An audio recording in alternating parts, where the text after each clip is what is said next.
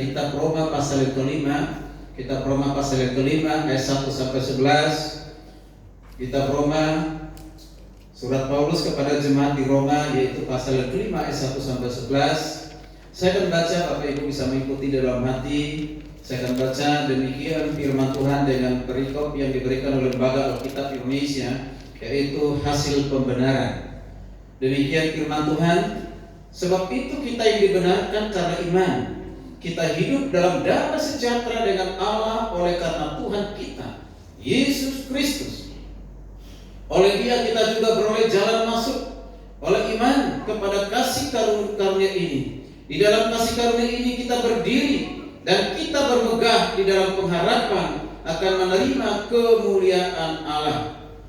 Dan bukan hanya itu saja, kita malah bermegah juga dalam kesengsaraan kita, karena kita tahu bahwa kesengsaraan itu menimbulkan ketekunan, dan ketekunan menimbulkan tahan uji, dan tahan uji menimbulkan pengharapan. Dan pengharapan tidak mengecewakan, karena kasih Allah telah dicurahkan di dalam hati kita oleh Roh Kudus yang telah dikaruniakan kepada kita. Karena waktu kita masih lemah, Kristus telah mati untuk kita, orang durhaka, pada waktu ditentukan oleh Allah. Sebab tidak mudah seorang mau mati untuk orang yang benar, tetapi mungkin untuk orang baik ada orang yang berani mati. Akan tetapi Allah menunjukkan kasih-Nya kepada kita, oleh karena Kristus telah mati untuk kita ketika kita masih berdosa. Lebih-lebih karena kita sekarang telah dibenarkan oleh darah-Nya, kita pasti akan diselamatkan dari murka Allah. Sebab jikalau kita ketika kita seteru diperdamaikan dengan Allah oleh kematian-Nya, lebih-lebih kita yang sekarang telah diperdamaikan pasti akan diselamatkan oleh hidup-Nya. Ayat 11. Dan bukan hanya itu saja, kita malah bermegah di dalam Allah oleh Yesus Kristus Tuhan kita, sebab oleh Dia kita telah menerima perdamaian itu. Puji Tuhan. Yang berbahagia kita yang mendengar serta melakukan kebenaran firman Tuhan. Saya akan mengulang membaca ayat yang ke-8, karena di ayat 8 ini yang menjadi tema firman Tuhan dalam kesempatan yang berbahagia ini. Dikatakan demikian, akan tetapi Allah menunjukkan kasih-Nya kepada kita oleh karena Kristus telah mati untuk kita ketika kita masih berdosa. Mari kita perhatikan ungkapan yang mengatakan akan tetapi Allah menunjukkan kasih-Nya kepada kita. Allah menunjukkan kasih-Nya kepada kita. Bapak Ibu yang kasih Tuhan, belum lama kita merayakan kematian dan kebangkitan Kristus. Dan hari-hari ini sebelum Yesus naik ke surga, berarti 40 hari masih ada di dunia ini. Dia menampakkan diri pada murid-muridnya, bahkan memberikan suatu amanat agung yang harus dikerjakan, dilakukan oleh murid-muridnya. Nah, mari kita perhatikan bersama-sama. Dikatakan tadi Allah menunjukkan kasih-Nya kepada kita, yaitu Bapa menunjukkan kasih-Nya kepada kita. Kepada siapa? Dalam konteks ini kata kita itu adalah kepada orang yang sudah percaya.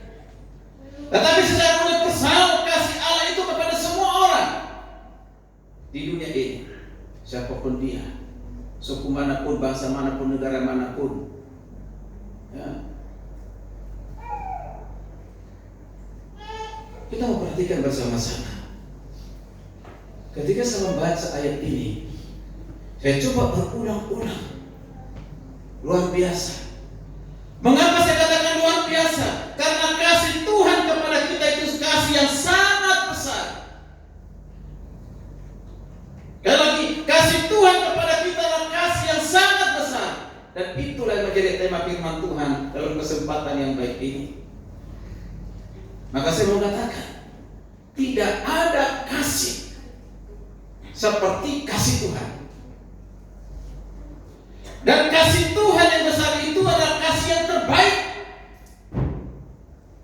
Dan kasih Tuhan yang terbesar itu adalah kasih yang tidak dengan apapun. Dan kasih Tuhan itu tidak pernah berkesudahan.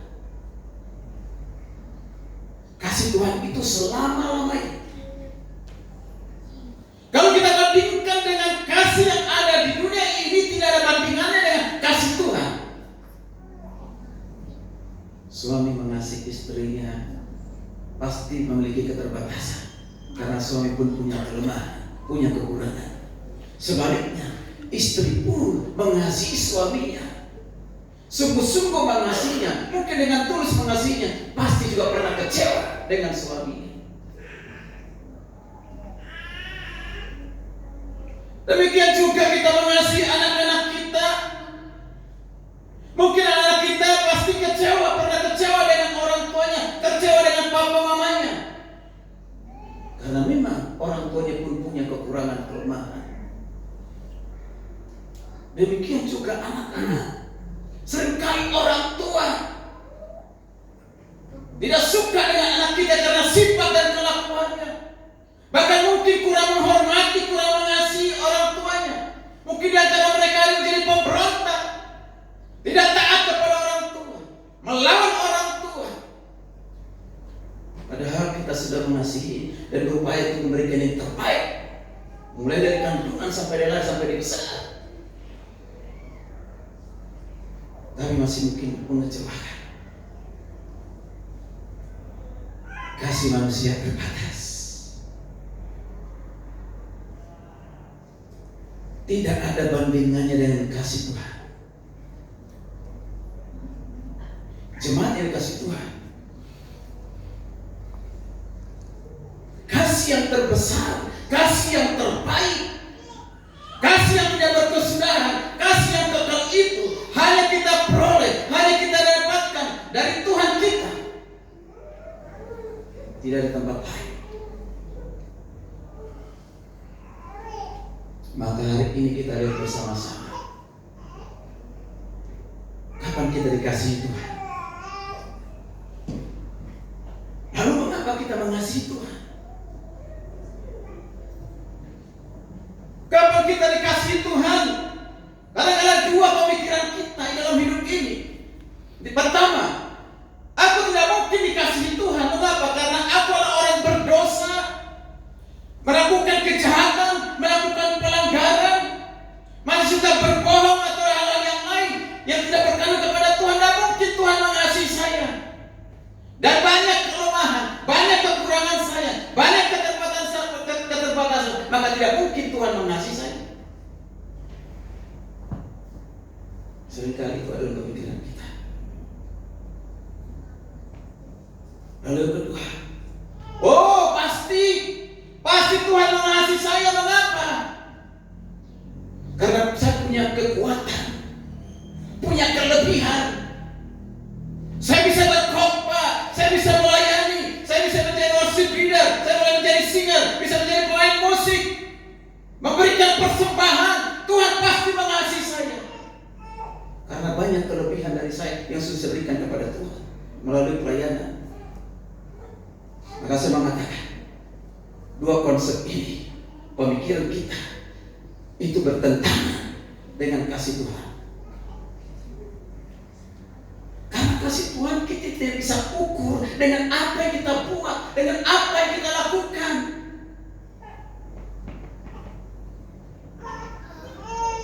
Kapan Tuhan mengasihi kita? Apakah Tuhan mengasihi kita pada saat kita kuat, pada saat kita punya kelebihan, pada saat kita berhasil? Maka disitu mengatakan Tuhan mengasihi kita. Tentu tidak. Perhatikan, ada 3 ayat yang sangat luar biasa ini. Coba perhatikan. Dikatakan di sini, ayat 6. Perhatikan 6. Karena waktu kita masih lemah. Perhatikan. Karena waktu kita masih lemah, Kristus telah mati untuk kita. Orang durhaka pada waktu ditentukan oleh Allah. Perhatikan ungkapan dikatakan pada waktu kita masih lemah. Alkitab tidak mengatakan waktu kita masih kuat, waktu kita orang benar. Ayat 8. Kita perhatikan. Akan tetapi Allah menunjukkan kasih kepada kita oleh karena Kristuslah mati untuk kita. Ketika kita masih berdosa, perhatikan. Ketika kita masih berdosa, Alkitab tidak mengatakan ketika kita orang benar. Atau ketika kita tidak berdosa, Alkitab tidak mengatakan demikian. Di ayat 10, perhatikan ayat 10. Sebab jikalau kita, ketika kita masih seteru musuhnya Allah, semenjak manusia jatuh dalam perbuatan dosa, manusia punya hubungan dan persekutuan dengan Allah itu sudah rusak. Akibatnya diusir dari Taman Eden. Dan dosa itu menjadi dosa keturunan dan warisan sampai hari ini. Manusia dituntut untuk taat, tapi dipilih melanggar. Kapan Adam dikasihi? Bukan ketika dia benar, tapi Tuhan mengasihi ketika dia berdosa, jatuh dalam dosa, dan Tuhan mau supaya orang berdosa ini dibenarkan.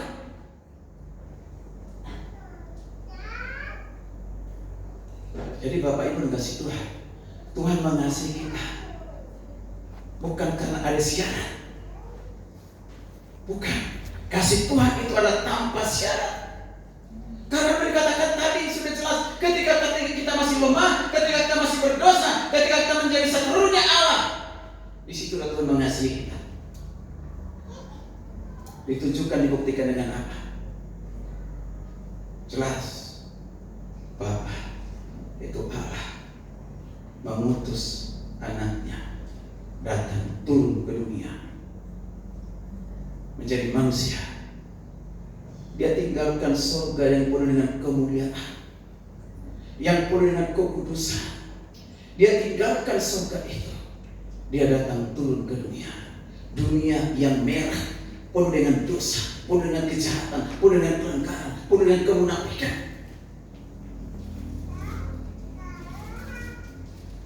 Saudara kasih Tuhan, saya mengatakan, untuk turun dari tempat yang tinggi ke tempat yang rendah itu tidak mudah, apalagi bagi manusia. Misalnya, kalau kita sudah terbiasa di rumah, di kamar yang penuh dengan AC, bahkan kali 24 jam AC-nya hidup untuk membuat kita nyaman, dan tempat tidur yang empuk, yang nyaman, semua makan dan minum ada, kita pergi bepergian di mobil asik juga, pulang pergi kemanapun dengan nyaman, dengan dingin.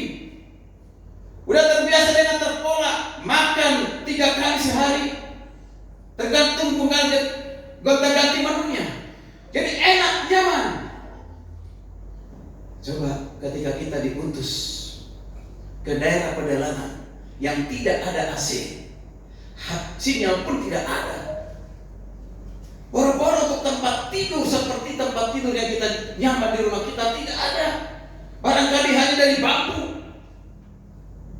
Tidak enak turun, makanya ada hamba-hamba tua tidak mau hari-hari ini turun dalam pelayanan pedesaan-pedesaan seperti itu. Saya bersyukur gembala saudara seperti ini, dia tidak pernah melihat itu. Kemanapun tetap turun untuk pelayanan. Dengar, ntar lagi turun lagi pelayanan ke desa-desa. Luar biasa. Tapi saya ada kenal hamba Tuhan. Dia tanya, tempatnya di mana? Jauh nggak dari kota? Lalu naik apa ke sana? Ada jemputan tidak? Jadi ada kriteria supaya dia bisa mau melayani tempat itu. Tanpa ada fasilitas itu dia tidak mau melayani, karena masih banyak tempat yang lain di mana saya dibutuhkan untuk melayani. Ini sudah kesombongan. Itu artinya tidak mudah turun dari tempat yang tinggi, yang nyaman, ke tempat yang membuat kita harus turun rendah. Tapi puji Tuhan, Yesus lakukan itu. Yesus yang datang dari tempat yang penuh dengan kemuliaan itu, dia datang ke dunia yang menjadi manusia. Dia merendahkan diri menjadi hamba, sama dengan manusia. Bukan saja itu, tapi Alkitab yang kita baca hari ini, yang baru saja kita rayakan, Yesus rela mati di kayu salib. Sebelum kematian itu, kita semua sudah tahu begitu besarnya penderitaan yang dialami oleh Yesus. Dia ditangkap, diperhadapkan dengan orang-orang yang akan menyalibkan Yesus, diperhadapkan dengan Pilatus, diperhadapkan dengan orang-orang Farisi ahli Taurat yang menolaknya mulai dari lahir, sudah ditolak sampai kepada kematian yang pun ditolak. Dia dianiaya, dia dicambuk, dia diludahi, diolok-olok, dipaksa bawa salib padahal dalam keadaan sudah lemah secara manusia. Dalam perjalanan dia sudah tidak sanggup lagi membawa salib itu, sehingga digantikan oleh Simon dari Kirene. Udah sampai di Golgota, bukit Golgota, disiksa, dipaku, disalibkan. Dalam keadaan seperti itu sedikit pun Yesus tidak melawan, tidak menghakimi. Sekalipun dia Tuhan bisa melakukan hal itu, tapi dia tidak lakukan. Bahkan kita mengatakan dia taat sampai mati di kayu salib. Dia lakukan itu untuk siapa? Dia lakukan itu untuk saudara dan saya. Amin. Dia lakukan itu untuk menebus kita. Inilah kasih Tuhan yang besar itu, yang tidak terhingga itu.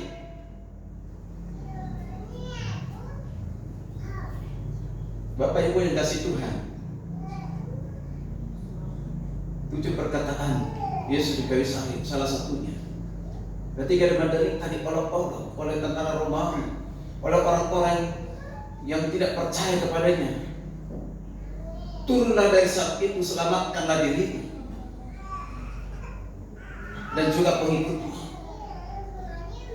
Tapi Tuhan berkata, ya Tuhan, ampunilah mereka, sebab mereka tidak tahu apa yang mereka perbuat. Inilah ungkapan yang penuh kasih dari Tuhan kita. Sudah disiksa, sudah dibunuh, disalibkan, masih berani berkata, Tuhan ampunilah mereka, sebab mereka tidak tahu apa yang mereka perbuat. Ini adalah ungkapan yang penuh dengan kasih. Luar biasa.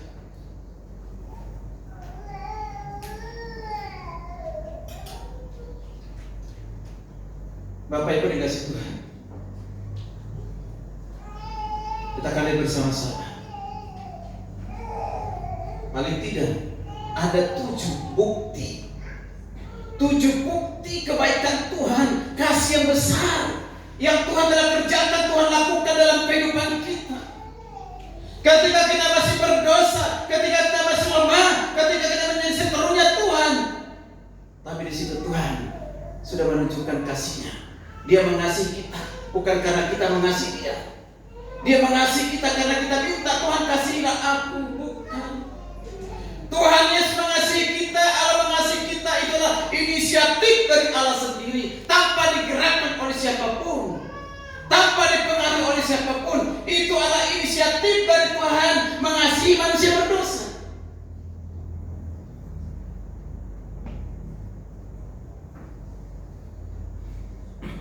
Luar biasa. Kalau kita mengetahui hal ini, inilah sesungguhnya membuat kita semakin setia kepada Tuhan, semakin setia mengiring melayani Tuhan, mempertuhankan Dia dalam kehidupan kita sekali untuk selamanya. Tidak pernah berhenti. Mari kita bersama-sama. Di ayat pertama dikatakan demikian, sebab itu kita yang dibenarkan karena iman, kita hidup dalam damai sejahtera dengan Allah oleh karena Tuhan kita Yesus Kristus. Perhatikan baik-baik, Bapak Ibu kasih Tuhan. Di ayat ini ada bukti kasih Tuhan yang besar itu. Bukti yang pertama kasih Tuhan yang besar itu, saudara perhatikan, dikatakan kita yang dibenarkan karena iman.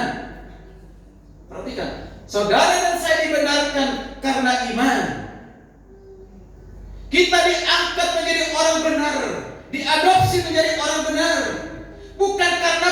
kita benar. Justru posisi kita tadi katakan orang berdosa.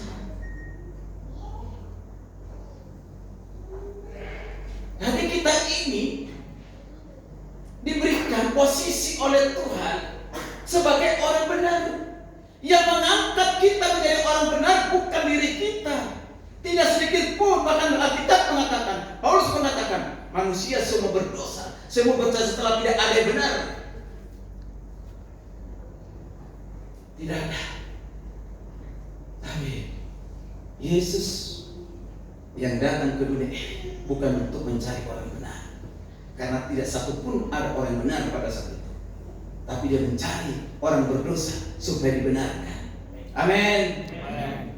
Dia datang ke dunia adalah untuk mencari orang berdosa, bukan mencari orang benar, karena tidak satupun orang benar di dunia ini. Tapi karena dia datang, inisiatifnya untuk datang memberikan kita menjadi pribadi yang pribadi dikatakan menjadi orang yang benar. Luar biasa. Lalu perhatikan, setelah kita diadopsi, diangkat menjadi orang benar, dibenarkan oleh Tuhan karena iman kita kepada Yesus, maka di ayat di ungkapan berikutnya kita hidup di dalam damai sejahtera dengan Allah. Perhatikan, hidup damai sejahtera dengan Allah. Waktu manusia masih berdosa, seteru dengan Tuhan, waktu lemah ataupun belum menjadi orang percaya, menjadi orang pasif, tidak ada damai sejahtera. Orang yang tidak percaya kepada Yesus, tidak ada damai sejahtera daripada Tuhan. Yang ada adalah damai sejahtera yang sifatnya semu. Orang bisa damai sejahtera. Mengapa? Karena dia punya uang banyak, karena dia kaya, karena dia punya kedudukan, punya jabatan, punya harta, punya segala-galanya, mengalami damai. Tapi tidak selamanya orang yang punya harta dan kekayaan itu punya damai. Justru banyak yang tidak berdamai dengan diri sendiri, tidak berdamai dengan orang lain, tidak mengalami damai sejahtera. Berapa banyak orang yang punya segala-galanya itu mengakhiri hidupnya dengan tragis sekali, bunuh diri, gantung diri.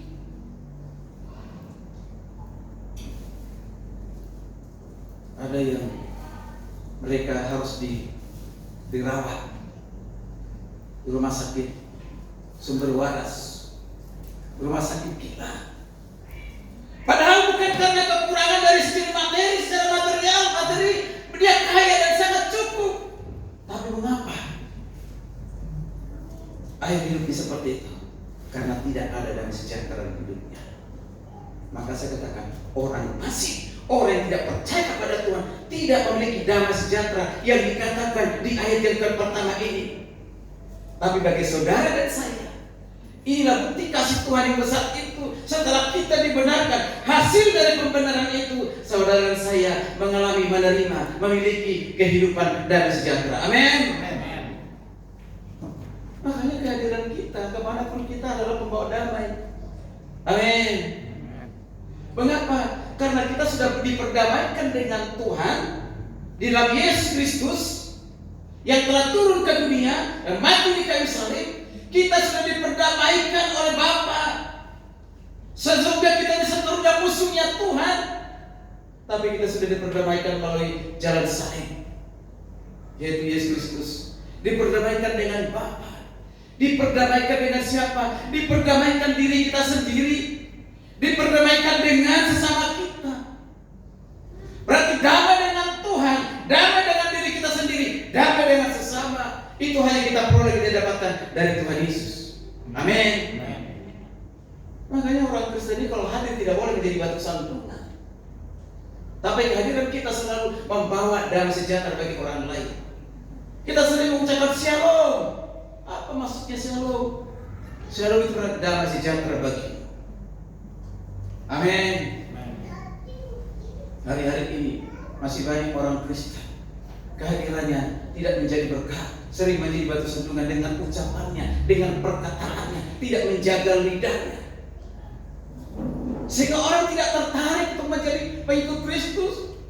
Kata Yesus itu Maha Pengampun, mengasihi, kasihnya besar, tapi pengikutnya tidak seperti yang diajarkan oleh Yesus.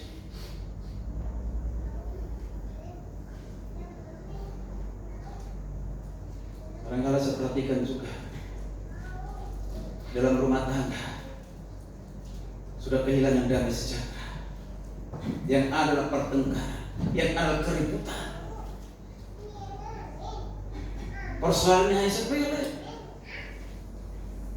tapi bisa menjadi ribut, bertengkar satu sama lain. Tidak ada damai. Sehingga apa yang terjadi? Seharusnya suami selalu merindukan rumah. Mengapa? Karena di rumah itu ada istri, ada anak-anak. Tapi berapa orang Kristen saat ini dia tidak merindukan rumahnya.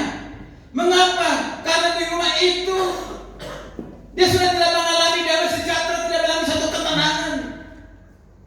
Melihat istrinya udah seperti setan, bahkan lebih galak dari setan. Mengapa? Karena begitu cerewet. Ada kejenuhan, ada kebosanan. Seringkali keluarga itu menjadi serangan iblis. Untuk apa? Supaya keluarga itu berantakan, supaya keluarga itu hancur. Lagi kalau keluarga itu adalah orang yang bagian dalam pelayanan.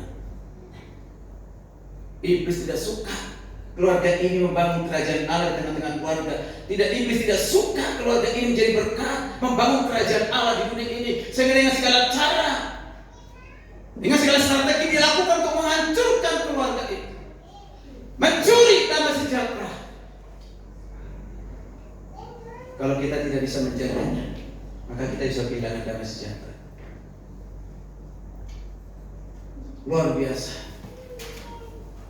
Saya masih ingat mendengar kesaksiannya di baru-baru ini, benar atau tidak, Ari Bowo pernah mendengar kesaksian. Dia bilang, segala popularitas aku punya, uang tidak pernah berkekurangan.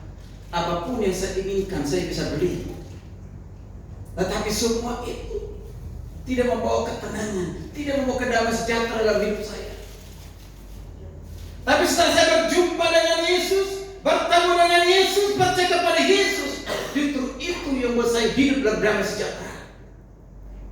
Sehingga pusat saya bukan lagi popularitas, bukan lagi uang, bukan lagi kekayaan, tapi melayani Tuhan. Saya baru-baru ini benar atau tidak, apa itu gosip? Katanya sudah bercerai dengan istrinya. Mudah-mudahan itu berita bohong. Kadang-kadang di media sosial ini tidak semuanya benar. Kita harus selektif. Karena untuk kesehatan aja dokter dengan dokter yang lain bisa berbeda. Dalam hal kasus yang sama.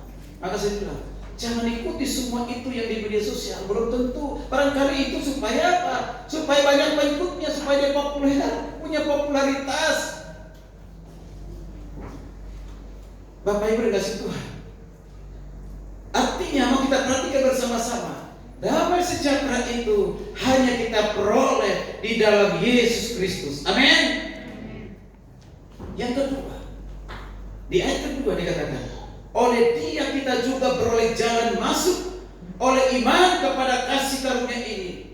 Di dalam kasih karunia ini kita berdiri dan kita bermegah dalam pengharapan dan menerima kemuliaan Allah. Perhatikan ungkapan yang mengatakan, oleh Dia kita masuk beroleh jalan masuk. Kita juga beroleh jalan masuk. Jalan masuk kemana Bapak Ibu kasih Tuhan? Ini penting sekali. Ini Paulus mau merujuk kepada perjanjian lama. Orang-orang Yahudi itu dipisahkan dari hadirat Allah oleh altar dari bait Allah. Orang-orang bukan Yahudi tidak diperbolehkan masuk ke bait Allah. Bahkan dihalang-halangi dengan apa? Tembok, supaya yang bukan orang Yahudi tidak boleh masuk ke tempat bait Allah itu. Dibatasi. Kalau ada orang yang masuk melakukan pelanggaran, akibatnya apa? Dibunuh. Itulah keterbatasan dari bait Allah. Zamannya perjanjian lama, zamannya Taurat. Bahkan kalau kita tahu tempat Bait suci itu ada namanya ruangan kudus, ruangan maha kudus. Siapa yang bisa masuk ke ruangan maha kudus? Dibatasi hanya imam yang sudah dipilih, yang sudah diutus. Itulah bisa masuk. Itu pun dikasih jenis kalau sekarang itu tali, bunyi-bunyian. Barangkali nanti imam yang masuk itu karena dia berdosa mati di dalam, bisa ditarik. Karena nggak boleh orang lain masuk ke situ.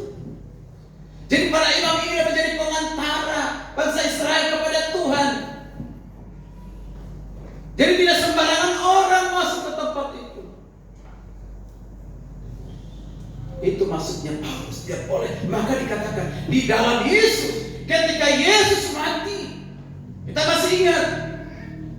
Bukan hanya gempanya kita ingat pada Yesus mati di kayu salib, tapi kita ingat tabir baik Allah terbelah dua. Robek. Jadi pertanda sudah kasih Tuhan, tembok-tembok pemisah itu sudah dihancurkan oleh Tuhan. Tidak ada lagi namanya pemisahan antara orang Yahudi dengan orang Yahudi, tidak ada lagi. Dengan kematian Yesus, tembok itu telah dihancurkan. Di dalam Kristus, orang Yahudi dan orang bukan Yahudi yang percaya memperoleh jalan masuk kepada Allah. Makanya hari ini kita bisa bersama-sama langsung memuji Tuhan, langsung menyembah Tuhan, mengagungkan nama Tuhan. Tidak lagi harus melalui pengantara,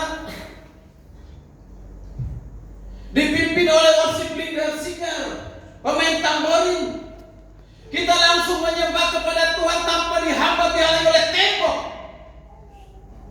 Sekalipun ada tembok ini, tidak membatasi hadirat Allah untuk kita bisa rasakan. Amin.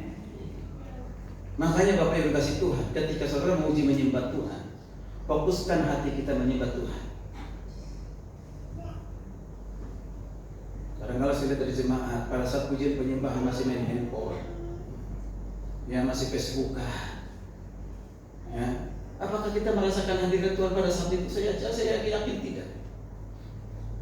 Karena kita hanya setengah jam, katakanlah 1 jam paling lama, kita datang memuji Tuhan, menyembah Tuhan, kita belum merasakan hadirat Tuhan.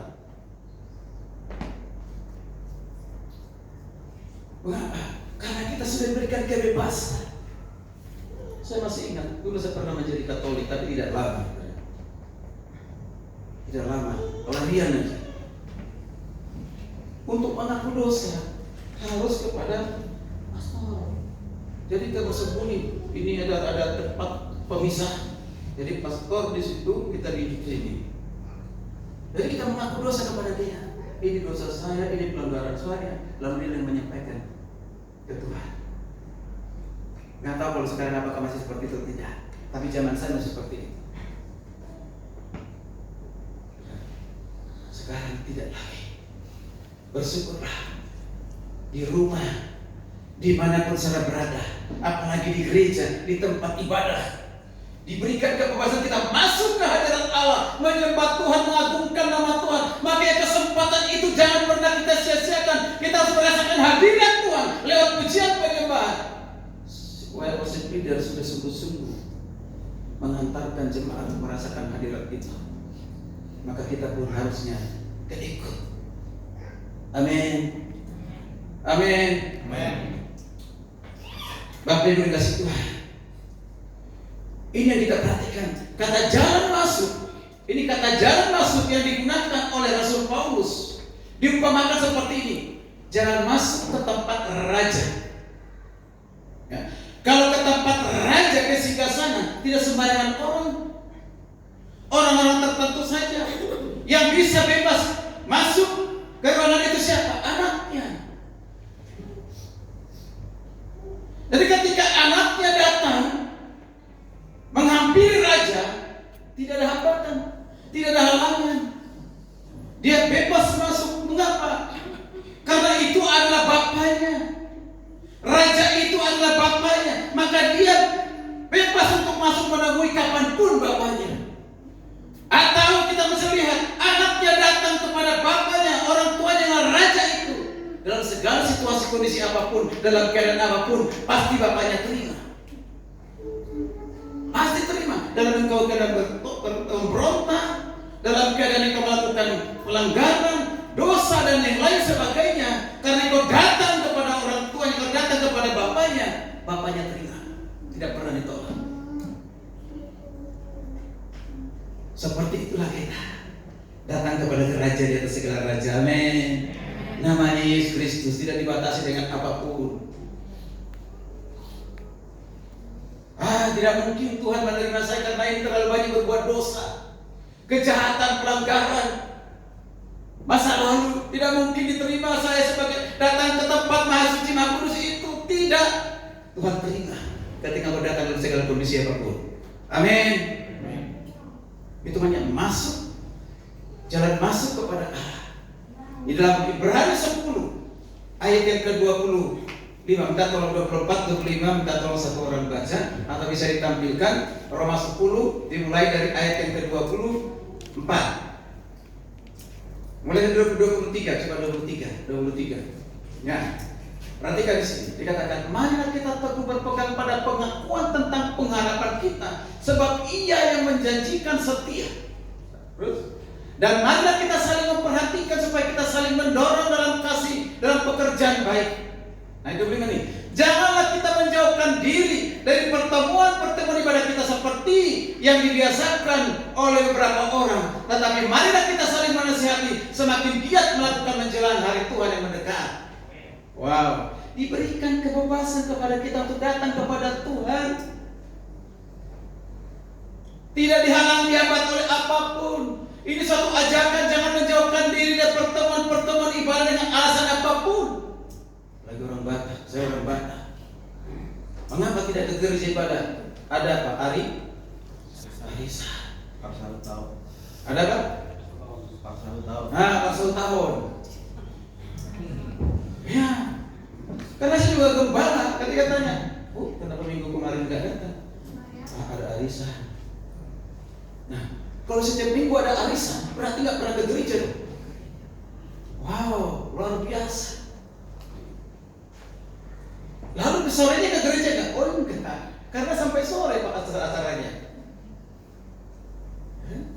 Saya pernah menghadiri satu diundang untuk khotbah satu orang Batak itu atau acara arisan itu kan ada ibadahnya di awal ibadah dulu.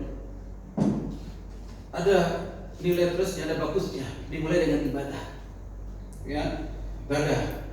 Dan ibadah pun dibatasi pak. Ibadahnya hanya 30 menit ya. 30 menit. Itu termasuk di situ pujian penyembah, termasuk di situ firman. Dibatasi. Tapi untuk hal-hal yang lain yang duniawi berjam-jam bahkan sampai sore. Jadi habis ibadah, hutan arisan siapa yang dapat itu aja lebih dari setengah jam. Setelah setengah jam selesai, sudah saatnya makan. Setelah makan, apa yang terjadi? Ibu-ibu tersendiri ngobrol, hingga jelas tak tahu apa yang dia omongin. Laki-laki di sini sudah ada bir, ada tua. Dan ada yang main catur, ada yang main kartu. Dan berjam-jam sampai sore, bahkan sampai malam. Saya tidak tahu, saya tidak menghakimi apakah ini orang sudah sungguh-sungguh dalam Tuhan atau tidak.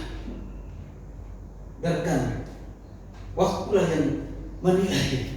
Amin, Bapak Ibu kasih Tuhan. Tapi mana hanya setengah jam Bapak Ibu, tapi yang lain yang perkara-perkara dunia berjam-jam bahkan sampai larut malam kalau bisa. Luar biasa. Kita yang membatasi diri kita untuk datang kepada Tuhan dengan segala alasan itu. Bukan Tuhan. Luar biasa. Kembali kita kepada ayat kedua. Dikatakan, di dalam kasih karunia ini, 2b, di dalam kasih karunia ini, kita berdiri dan berpegang dalam pengharapan akan menerima kemuliaan Allah. Perhatikan hal yang ketiga, bukti kasih yang besar itu. Kita diberikan pengharapan akan kemuliaan. Wow, puji Tuhan. Mari kita lihat. Tadi yang pertama kita diberikan damai sejahtera dengan Allah. Damai sejahtera dengan Allah itu berhubungan dengan masa lalu. Waktu kita masih seterusnya Tuhan, masih orang berdosa, masih punya kelemahan, itu masa lalu. Sudah diselesaikan oleh Tuhan di kayu salib dia mati dan kita beriman kepadanya, kita bukan lagi seterunya Tuhan, tapi kita menjadi sekutunya Tuhan. Kita bersekutu dengannya. Itu masa lalu, sudah dikerjakan, dilakukan oleh Tuhan. Lalu jangan masuk kepada hal yang kedua tadi, ini berhubungan masa sekarang. Kita sudah berikan saat kita di dunia ini menghampiri Tuhan, merasakan hadirat Tuhan, langsung memuji menyembah Tuhan. Masa sekarang ini, ini berbicara masa sekarang, Bapak Ibu kasih Tuhan. Lalu di ayat yang kedua itu tentang pengharapan menerima kemuliaan. Maka hal ini adalah belum terjadi, itu masa yang akan datang. Ketika kita sudah berjumpa dengan Tuhan, bertemu muka dengan muka, kita akan melihat Yesus yang luar biasa itu. Kita akan bertemu dengan muka, akan kita lihat. Disitulah Tuhan memberikan pengharapan kemuliaan kepada kita. Makanya Paulus mengatakan penderitaan, kesengsaraan yang kau alami di dunia karena iman kepada Yesus tidak sebanding dengan kemuliaan yang telah kita terima dari Tuhan. Amin. Jadi Bapak Ibu kasih Tuhan, pengharapan akan kemuliaan itu diberikan Tuhan kepada kita yang sudah beriman kepada Tuhan Yesus. Itulah bukti kasih yang besar itu. Ketika kita sebagai orang berdosa, tidak ada dasar untuk bermegah. Itu dikatakan Roma 3:27. Tidak ada ketika kita orang lemah, orang seteru, orang berdosa, tidak ada dasar untuk kita bermegah. Tidak ada. Tetapi ketika kita sudah percaya kepada Tuhan, kita diberikan kemuliaan itu. Di dalam Kristus kita memergah. Mengapa? Karena kita sudah dibenarkan di dalam kemuliaan-Nya. Amin. Wow, luar biasa. Maka ketika saya membaca hal ini, kapan ini Tuhan? Kemegahan itu kapan? Tapi sekalipun kita belum menerima pengharapan kemuliaan akan datang itu, tapi kita sudah merasakan hal itu. Dan inilah membuat kita kuat, teguh beriman kepada Yesus. Makanya di ayat berikutnya kita perhatikan ayat 3 dan 4. Jadi ketika kita mengalami damai sejahtera, bisa jalan masuk kepada Allah.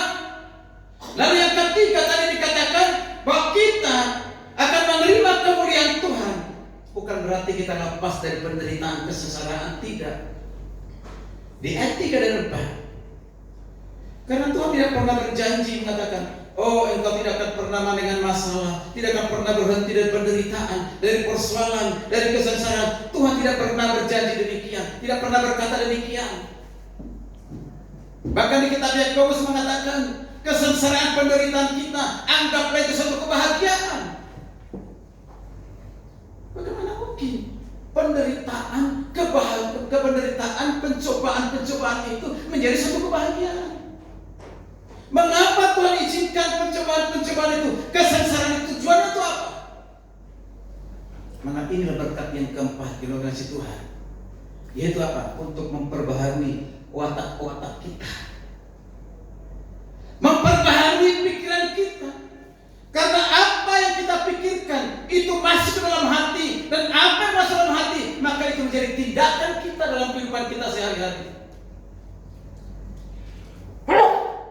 Perhatikan ayat 3 dan 4. Dikatakan begini, dan bukan hanya itu saja. Jadi bukan hanya itu saja, maksudnya yang tiga tadi di ayat pertama dan kedua.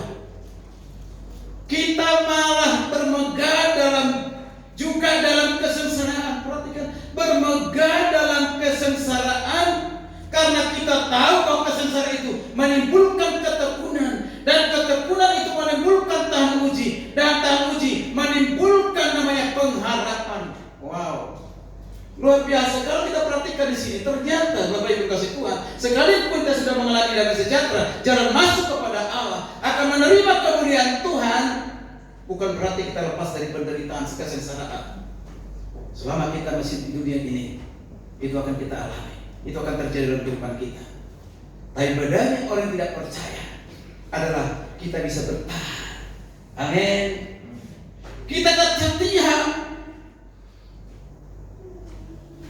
Dia Yohanes 16 ayat 33. Coba Yohanes 16 ayat 33. Kita perhatikan di situ. Apa dikatakan oleh Yesus kepada murid-muridnya? Kita tolong tampilkan Yohanes 16:33. Ya, ini dia. Semua itu kukatakan kepadamu supaya kamu beroleh damai sejahtera dalam aku. Ini dia.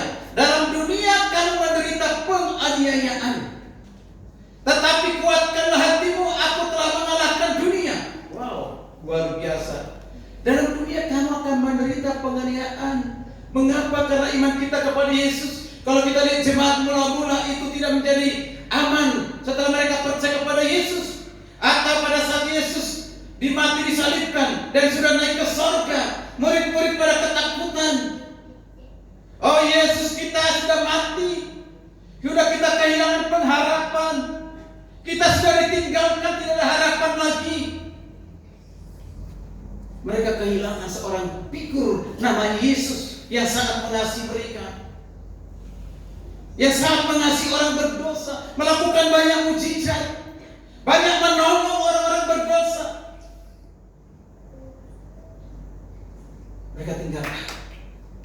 Mereka ditinggalkan oleh Yesus, tapi Yesus mengatakan, ketika aku naik ke surga menyediakan tempat bagimu, engkau akan diutus Roh Kudus. Nanti akan kita rayakan itu, pencurahan Roh Kudus. Jadi murid-muridnya tidak diberikan menjadi yatim piatu. Ada Roh Kudus menjadi penghibur, penuntun mereka. Luar biasa. Dengan Roh Kudus inilah yang membuat kita bisa tahan dan lepas dari pencobaan-pencobaan itu. Justru pencobaan yang diizinkan oleh Tuhan bekerja bukan untuk melawan kita, bukan menjadi musuh kita, tapi pencobaan-pencobaan itu lebih mendekatkan kita kepada Tuhan. Kita sadar, aku tidak kuat, aku tidak mampu tanpa Tuhan, tanpa firman Tuhan, tanpa Roh Kudus. Itu buat kita datang kepada Tuhan. Amin. Paulus, dia punya kelemahan enggak? Padahal dia sudah Rasul Paulus, seorang rasul yang hebat. Begitu banyak gereja yang sudah dirintisnya, yang sudah dibukanya, tapi dia punya kelemahan. Bahkan berdoa kepada Tuhan, Tuhan angkatlah dari dalam daging ini menjadi kelemahan dalam hidupku. Dia berdoa. Itulah salah satu doa dari Paulus yang tidak dijawab oleh Tuhan. Tapi semua katakan dijawab Tuhan sebenarnya. Jawabannya apa? Tidak. Karena dalam kelemahan itu engkau akan memperoleh kekuatan. Amin. Coba saudara merasa pernah kuat. Aku kuat, aku mampu, aku kuat, tanpa mengandalkan Tuhan. Suatu saat kau sadar, ternyata kekuatan saya terbatas. Bahkan sudah jelas di sini. Perhatikan urutannya itu. Jadi kata tahan uji, ini ada beberapa di Alkitab yang tahan uji. Berarti watak yang telah teruji, sudah teruji. Melalui apa? Kita mengalami kesengsaraan, kita menjadi tekun datang kepada Tuhan. Setelah kita melalui kesengsaraan penderitaan itu, karena kita tekun datang kepada Tuhan dan kekuatan Roh Kudus, maka kita tahan uji. Setelah kita tahan uji, maka kita mendapatkan pengharapan akan kemuliaan Tuhan. Maka orang-orang setialah yang akan menerima kemuliaan itu. Amin. Kalau saudara tidak setia, tidak akan pernah saudara menerima itu. Kata kesengsaraan itu, yang arti tribulation, atau dalam bahasa Latin adalah tribulum. Jadi pada zaman Rasul Paulus, tribulum itu adalah sepotong kayu yang berat dan diperlengkapi dengan paku-paku besar. Itu apa? Ini adalah untuk mengirik butir-butir gandum. Yaitu tribulum itu ini ditarik di atas butir-butir gandum dan memisahkan gandum dari sekam. Bagaimana memisahkan gandum dengan sekam? Nah, ini digunakan apa? Tribulum ini. Sehingga yang dihasilkan adalah gandum. Bisa dikatakan satu penyaringan. Dipilih mana yang gandum, mana yang sekam. Sekam dibuang, gandum yang digunakan.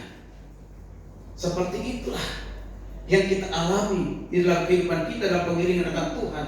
Yaitu bisa saja Tuhan izinkan mengalami kesengsaraan. Tapi ketika kita mengalami kesengsaraan, pencobaan apapun yang Tuhan izinkan itu, bisa kita sadar bahwa saya hanya bergantung kepada Tuhan. Aku tidak mampu melewati setiap pencobaan ini, ujian ini. Dan itu tujuannya, Bapak Ibu kasih Tuhan, untuk menyucikan kita. Saya ini setiap hari disucikan oleh Tuhan dari segala tantangan, dari segala persoalan, masalah, dari orang-orang yang paling dekat dengan kita, orang yang tinggal dalam pelayanan kita, dengan karakternya, dengan pemberontakannya, dengan ketidaktaatannya, dengan kita tidak sehati, dengan tidak mau kebersamaan, masih egois, hanya memikirkan diri sendiri, yang penting aku senang. Belum tentu buat orang senang. Kita diperhadapkan orang-orang seperti itu. Apakah kita jauh mereka? Banyak orang jauh. Kita menerima orang, mengasihi orang karena kita dikasihi. Kita menolong orang karena kita ditolong. Itu yang ada. Tapi kalau dia sudah menjengkelkan, mengecewakan, memfitnah, menggosipkan kita, mampukah kita untuk menerimanya? Banyak kan tidak mampu. Yang ada dijauhi, ditinggalkan. Tapi Tuhan kita tidak seperti itu, mengasih Tuhan. Luar biasa. Itu untuk apa? Tuhan izinkan untuk apa? Menggesek, semakin digesek hati kita, semakin digesek, itu masih disucikan kita. Disitulah ketekunan terjadi, membuat kita tahan uji. Harus ada ujian, Bapak Ibu kasih Tuhan. Maka ada dari tingkat TK sampai tingkat SD sampai kepada perguruan tinggi selalu ada ujian. Itu untuk naik tingkat, naik level. Kalau ada sekolah perguruan tinggi apalagi tidak ada ujian, maka diragukan kualitas dari sekolah itu. Semua ada ujian. Untuk naik ke atas harus melalui ujian. Seleksi apapun itu harus ada ujian. Mau jadi pegawai negeri, mau jadi anggota TNI, mau jadi anggota Polri, apapun itu ada ujiannya. Layak enggak? Di dunia ini semua diuji. Dan Tuhan juga menguji hati kita, iman kita. Tahan uji atau tidak?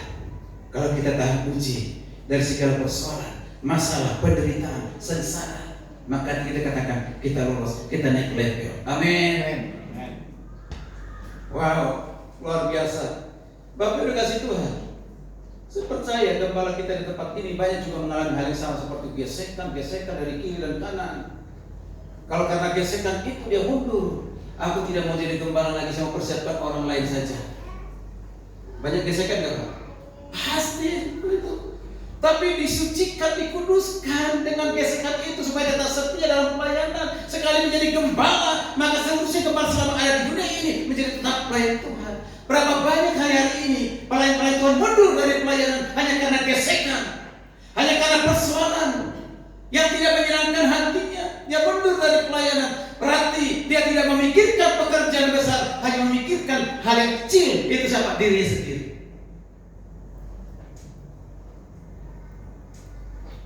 Saya banyak melihat hal seperti itu, Bapak Ibu kasih Tuhan.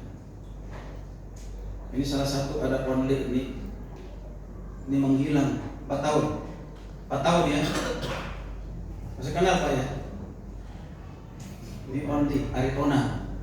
Ari tetap tenang. Tapi 4 hari membuat saya tidak tenang. 4 tahun tidak membuat saya tenang. Luar biasa.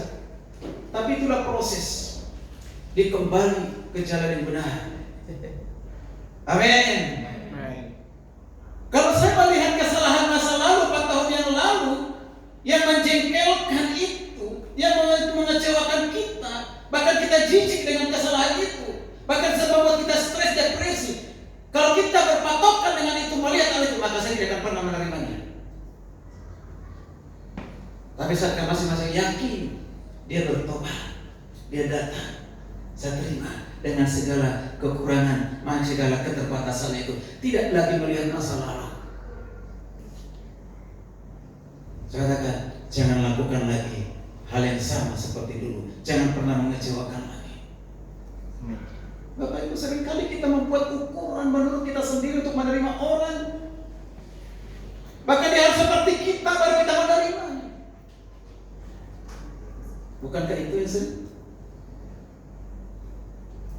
Bapak Ibu kasih Tuhan, hal yang luar biasa. Kalau kita bisa menerima segala kekurangan, keterbatasan orang lain, itu hebat. Tapi karena orang itu baik, suka menolong, hebat. Itu biasa. Katakan itu biasa. Tapi yang luar biasa, ketika kita seperti Yesus menerima pada saat kita seteru, pada saat kita menjadi musuh, pada saat kita berdosa, pada saat kita punya kelemahan, diterima. Kita belajar dari Yesus. Amin. Hal yang terakhir mari kita lihat bersama-sama berkasih Tuhan. Di ayat 5 dan 8 saya tidak perlu membaca ayat itu. Khususnya ayat yang kelima saja. Dikatakan demikian, dan pengharapan kita tidak mengecewakan, karena kasih Allah telah dicurahkan di dalam hati kita oleh Roh Kudus yang telah dikaruniakan kepada kita. Perhatikan ungkapan yang mengatakan, karena kasih Allah, kasih Tuhan, kasih Bapa telah dicurahkan kemana?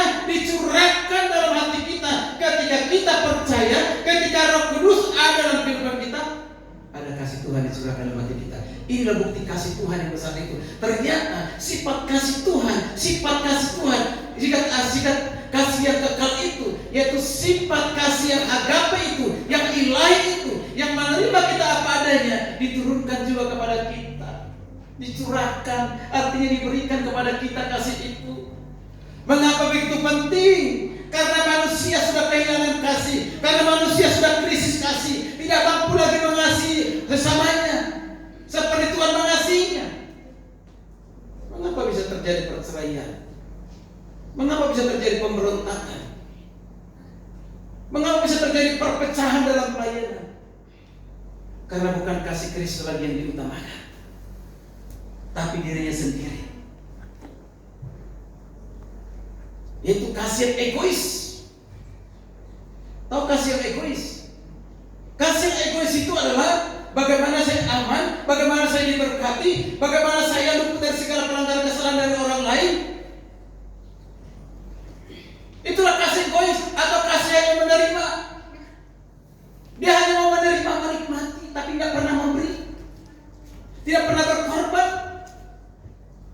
Ketika mau berkorban dirasakan menjadi dikorbankan. Ini yang terjadi. Ini kasih yang egois.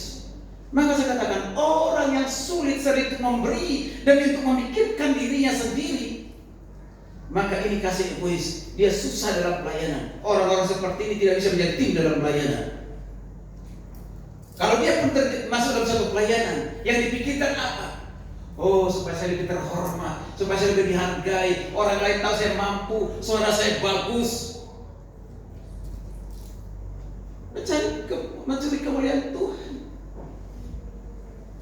Tapi ketika kita memiliki kasih Tuhan, tidak ada lagi ukuran standar untuk Tuhan. Semuanya untuk Tuhan. Amin.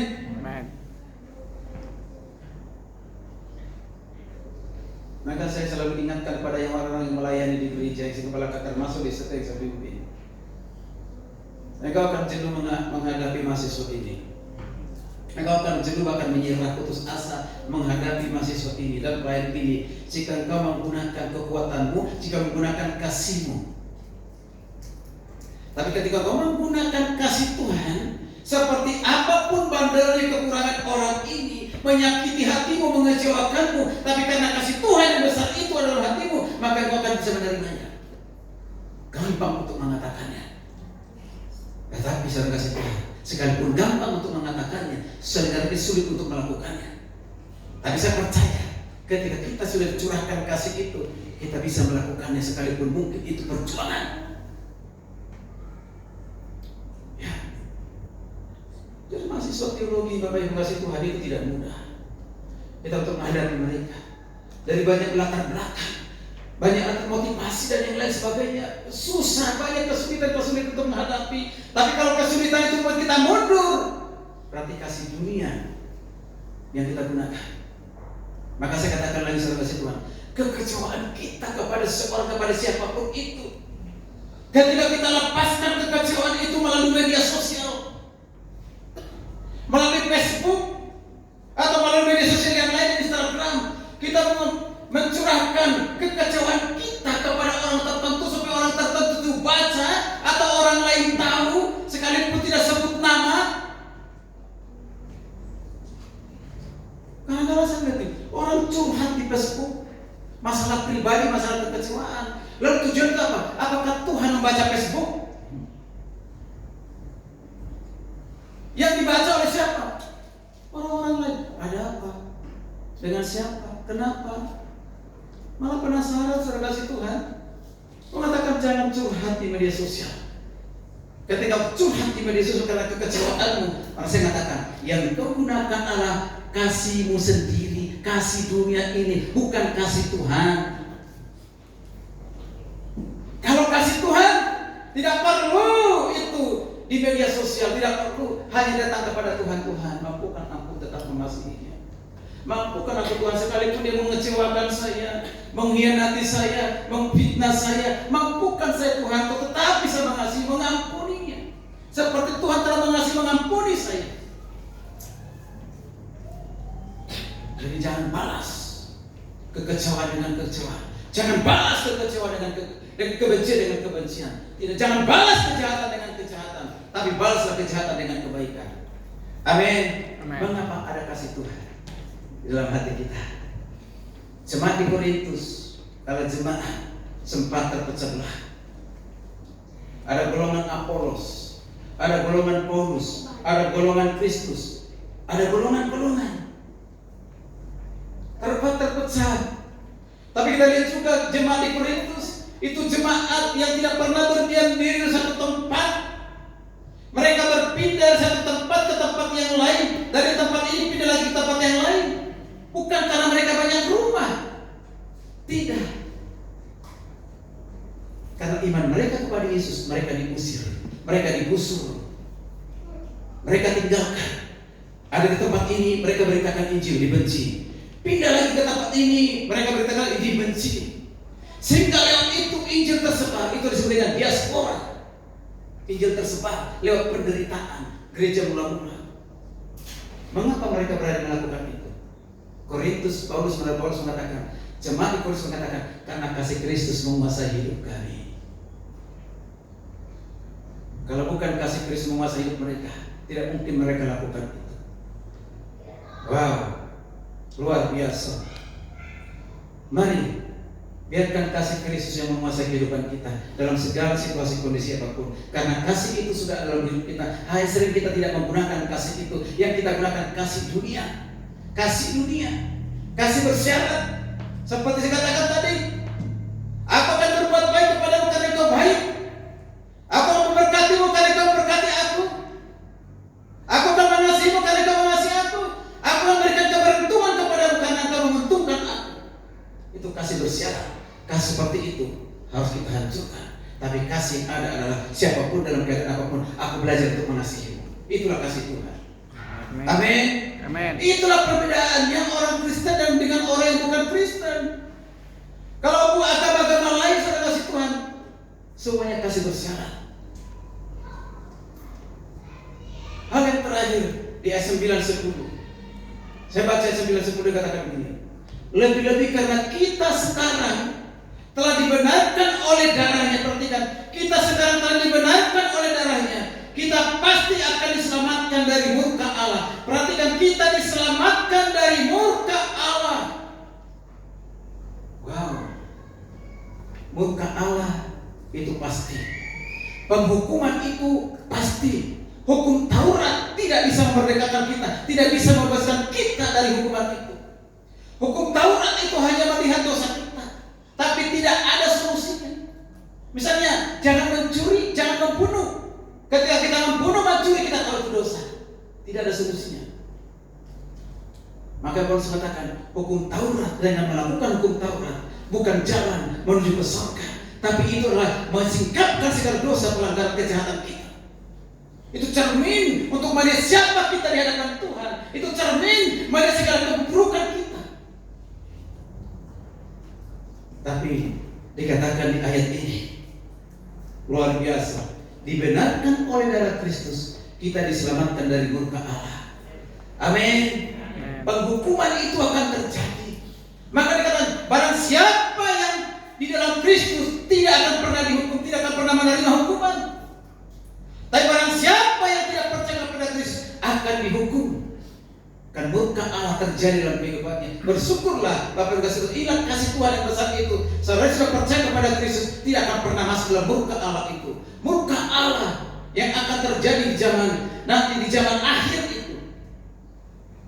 Setelah kita diangkat, orang-orang percaya diangkat, kita tidak mengalami kesusahan. Nanti baca di kitab Tesalonika, saudara kasih Tuhan.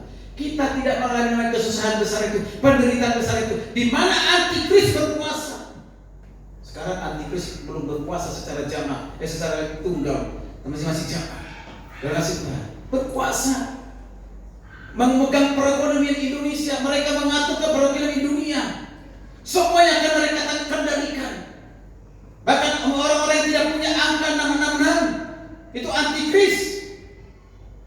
Itu akan mengalami kesusahan penderitaan. Tapi kita yang sudah percaya kepada Tuhan dari kesusahan besar itu, kita tidak mengalami karena kita sudah diangkat bersama dengan Tuhan Yesus di awan yang permai, bertemu dengan mempelai pria, yaitu Yesus Kristus. Amin. Amin.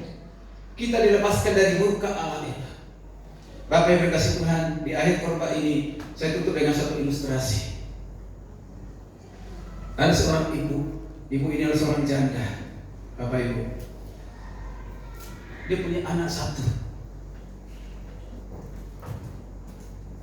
sudah besar. Tentu seorang ibu, orang tua menginginkan anak ini adalah anak yang berprestasi, anak yang pintar, anak yang baik, anak yang taat. Tapi harapan itu tidak menjadi kenyataan dalam hidupnya. Tapi anak itu setelah besarnya justru pemberontak kepada orang tua, melakukan kejahatan dengan kejahatan, berbuat ganti kejahatan, bahkan sampai pada pembunuhan. Begitu banyak korban dilakukan dalam pembunuhan. Dia bunuh orang tidak punya hati nurani, bahkan dimultiplikasi. Dia sudah keluar masuk penjara, anak ini. Dengan segala cara dilakukan oleh ibunya, karena dia masih percaya anak ini akan bertobat, anak ini akan berubah.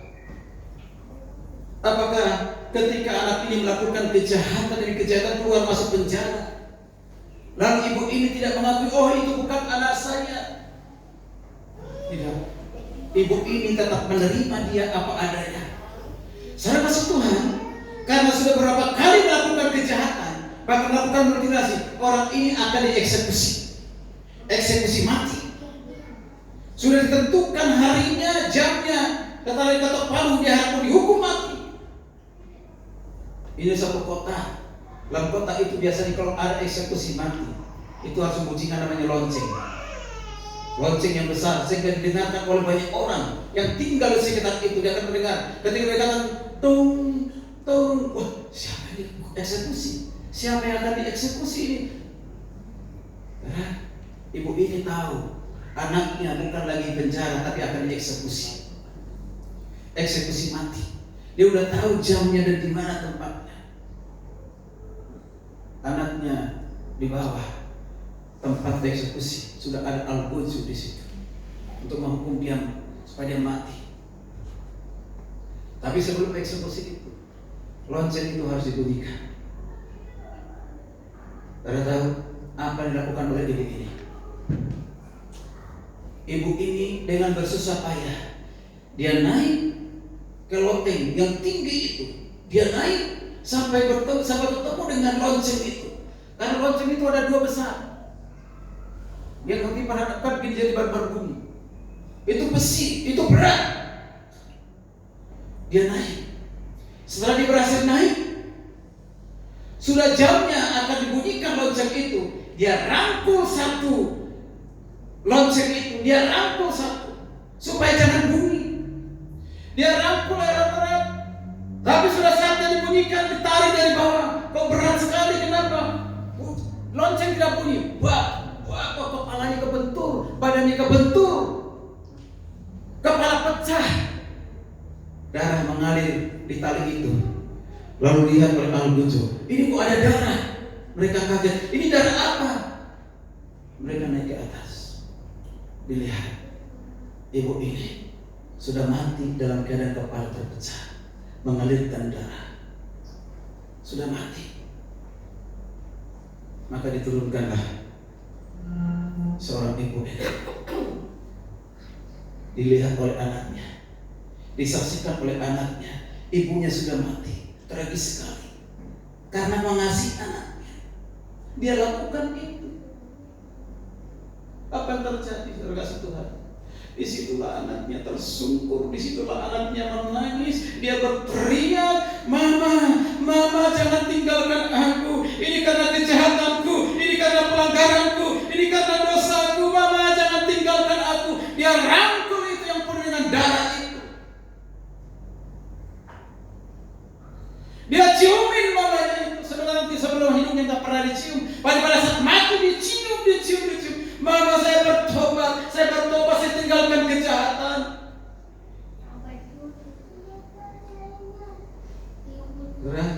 Akhirnya anak ini melalui peristiwa itu bertobat. Karena ibunya sudah dieksekusi mati menggantikan anaknya, maka anak ini tidak dieksekusi. Dan di situ dia bertobat. Melalui kematian dari ibunya, dia baru bertobat. Maka saya katakan, inilah gambaran yang dilakukan oleh Yesus kepada kita. Amin.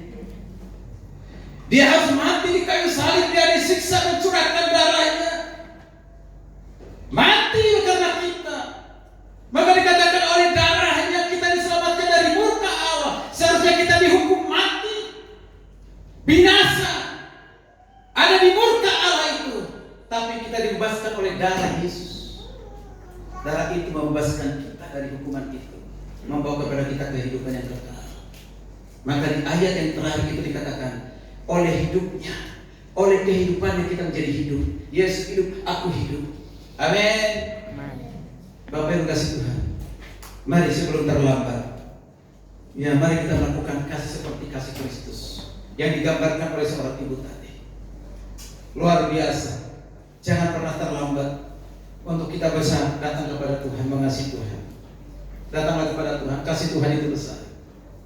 Dibuktikan dengan beberapa hal tadi yang sudah dilihat.